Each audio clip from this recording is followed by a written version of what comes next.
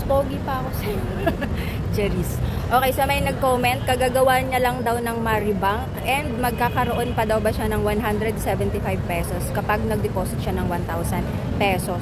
So kung nagawa na at na-verified na siya, hindi ka na magkakaroon ng 175 pesos. Kasi sa pag-register mo pa lang, hindi mo na ilagay yung referral code ko, which is yung SBEVONE28. Pag clinic mo yung link ko, dediretso ka sa Play Store at automatic nakalagay na doon yung referral code. So, hindi mo na kailangan i-enter. Meron naman natatakot mag-click ng link. So, pupunta sila sa Play Store at ida-download nila. Sa first page doon, pag nag-register ka, ilagay mo yung active cellphone number mo.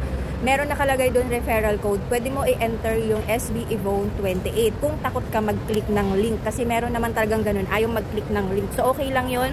Diretso ka sa Play Store at basta ilagay mo yung referral code ko. Kasi doon manggagaling yung 175 pesos. Kung napansin nyo, naka-personalize yan, nakapangalan sa akin, Yvonne. SB, yung C-Bank, kasi C-Bank yung name niya dati, ngayon ay naging Maribank na. Same pa rin yan. SBEVONE28. Once na verified ka na, mag-deposit ka lang ng 1,000 pesos at huwag mo munang babawasan sa loob ng 3 days. Pwede mong dagdagan, huwag babawasan sa loob ng 3 days para magkaroon ka ng 175 pesos.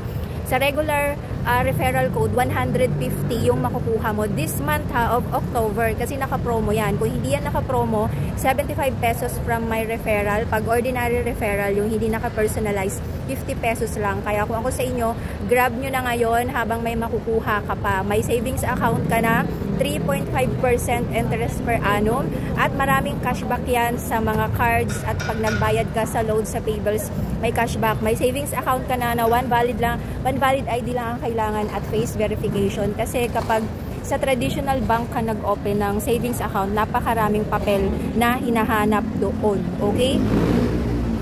So, kung gusto mo naman na medyo malaki yung makukuha mo at may budget ka, magkakaroon ka ng 300 pesos Shopee voucher. Kasi parang sister company ang Maribank at si Shopee. So, 300 pesos voucher plus additional 15 pesos pa. Parang tubo mo yon sa loob ng 7 days. Mag-deposit ka ng 10,000 pesos. Basta kailangan may referral code ko ha. Kasi kahit mag-deposit ka ng 10,000 pesos at stay mo yan sa loob ng 7 days. Pero kung hindi mo naman nilagay yung referral code ko, wala kang makukuha. Kasi nanggagaling, referral yun, ni-refer kita. So, ni-refer kita, sinunod mo yung kailangan gawin para makuha yung commission mo or yung sa from my referral code. So, yun yung mangyayari. Pag 1,000 pesos, stay mo for 3 days. May 175 pesos ka. Kung may budget ka, 10,000 pesos, stay mo for 7 days. May 300 pesos Shopee voucher. May additional 15 pesos. And meron pa yatang 75 pesos. I don't know. Hindi ko masyadong sure.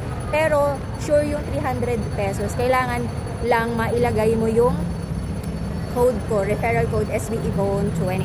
So nandito pala ako ngayon sa Circuit Ayala Mall yata. Meron akong ka-meeting. Hindi pa dumating.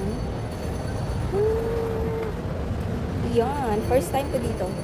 Ang ganda ng mall.